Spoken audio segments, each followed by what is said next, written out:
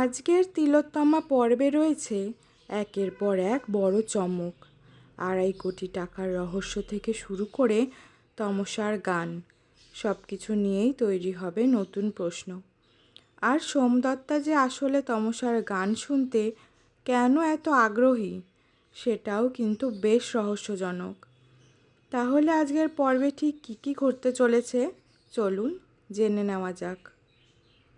পর্বের শুরুতেই আবির তমসাকে জানায় 2.5 কোটি টাকার সেই টাকা সে তমসাকে উপহার হিসেবে দিতে চায়। আবিরের কথা শুনে তমসা স্পষ্ট জানিয়ে দেয় সে এই টাকা কোনোভাবেই নেবে না, কারণ তমসার মনে সন্দেহ এই টাকার সঙ্গে রক্তের কোনো সম্পর্ক রয়েছে। তাই সে এমন টাকাকে নিজের জীবনে গ্রহণ করতে একেবারেই রাজি নয়।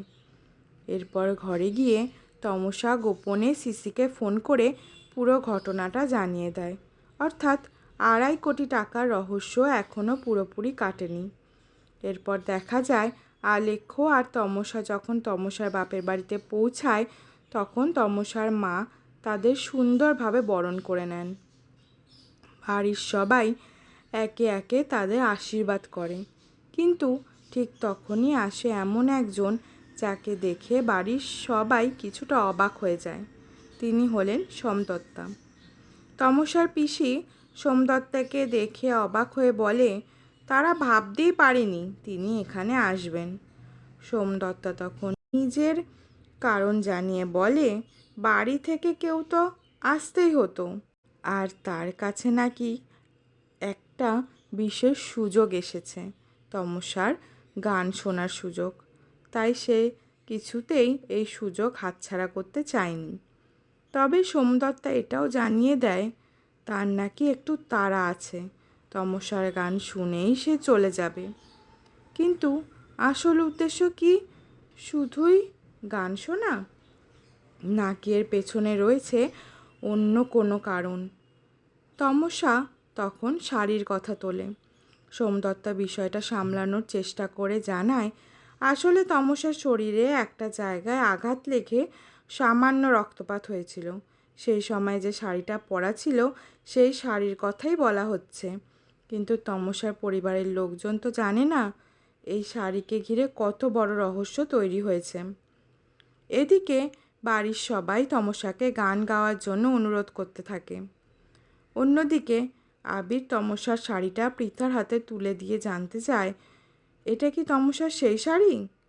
শাড়িটা দেখে তমসার শাশুড়িও জানিয়ে দেয় এটা সেই শাড়ি নয়। ডক্টর প্রতাপও নিশ্চিত হতে চান। তিনি কি সত্যিই নিশ্চিত যে শাড়িটা তমসার নয়? পৃথাও স্পষ্ট জানিয়ে দেয় না, এটা তমসার সেই শাড়ি নয়। তাহলে আসল শাড়িটা কোথায়, আর কে সেটা বদলে দিল?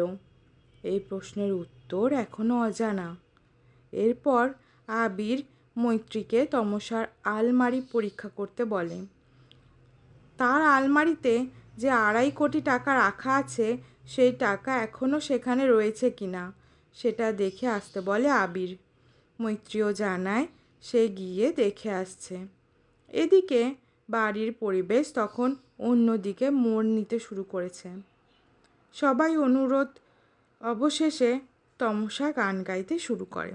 কিন্তু এর মধ্যেও দর্শকদের মনে একটা প্রশ্ন থেকেই যায়, তমসা কি সত্যি নিজের অতীত ভুলে গেছে, নাকি তার স্মৃতির কোনো একটা অংশ ধীরে ধীরে ফিরে আসছে? আর সোমদত্তা কি সেই সত্যিটা বুঝতে পারছে? আগামী পর্বে তমসার মুখ থেকে শোনা যাবে আরও শক্তিশালী কিছু কথা। সে জানিয়ে দেবে ও বাঁচবেই। এটা শুধু একটা মানুষের লড়াই নয়, এটা প্রত্যেকটা ঘরের লড়াই, সব মেয়েদের লড়াই। অর্থাৎ তমসার এবার শুধু নিজের জন্য নয়, অন্য মেয়েদের জন্য লড়াই করার কথা বলবে। তাহলে কি এবার তমসার জীবনে আসতে চলেছে নতুন একটা অধ্যায়? আর তিলোত্তমাকে ঘিরে যে রহস্য এতদিন ধরে চলছে তার সমাধান কি ধীরে ধীরে সামনে আসবে? জানতে হলে চোখ রাখুন পরের পর্বে। আজকের আপডেট এখানেই শেষ। তোমার কি মনে হয় সোমদত্তা কি সত্যি শুধু তমসার গান শুনতে এসেছিল, নাকি তার অন্য কোনো উদ্দেশ্য রয়েছে? কমেন্টে অবশ্য জানিও। আর তিলোত্তমার প্রতিদিনের নতুন আপডেট পেতে সিরিয়াল কথা সাবস্ক্রাইব করে পাশে থেকো।